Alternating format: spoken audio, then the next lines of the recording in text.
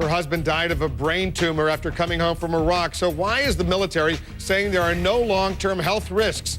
We're taking a closer look. A stunning statement from the United States military. It says open burn pits in Iraq exposed thousands of troops to toxic chemicals.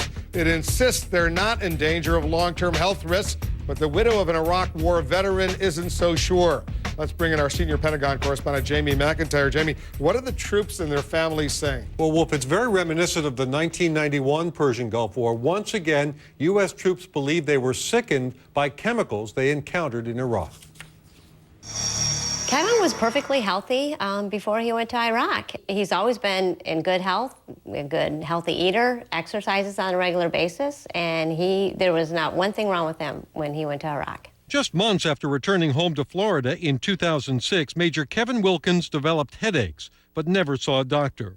Soon after his second Iraq tour last year, Wilkins, a registered nurse in the Air Force Reserve, died of an advanced brain tumor at age 51. His widow, Jill, suspects this is what killed him, an open-air burn pit at the Balad Air Base in Iraq.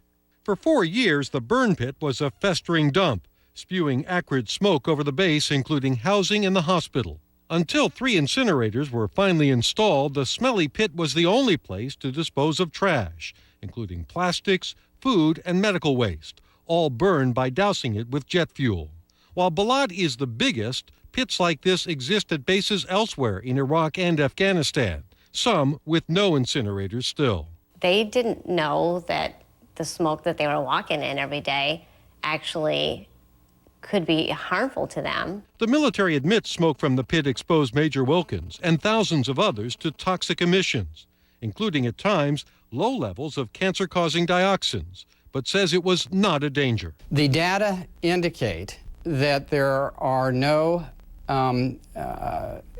substances above a health threshold that should generate any long-term health risks, including cancer. While the cause of his brain tumor is not known, Jill was told by doctors who worked with her husband at a Florida emergency room that exposure to chemicals, like those that come from burning trash, is a potential risk factor. Mostly, though, troops complain about breathing problems, some coughing up a black substance, or Iraqi crud, as the troops call it. We know that some concerns have been raised. We're sensitive to those, and we empathize with the people who feel like they may have been harmed in some particular way. At the Pentagon's Force Health Protection Directorate, officials analyzed more than 160 air samples and concluded in a soon-to-be-released report the only risk is of temporary respiratory distress, nothing that poses a long-term threat.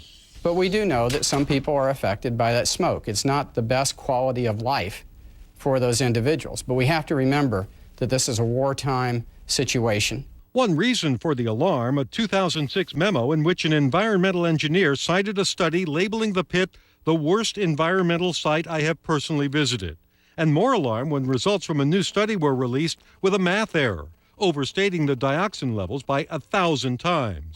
Meanwhile, Major Wilkins' widow is trying to stay upbeat as she deals with the Department of Veterans Affairs to get the benefits she feels her family deserves. You have to make jokes about it, otherwise you just cry every day. It's crazy. You know, you want me to be sticking up for him like I'm doing now.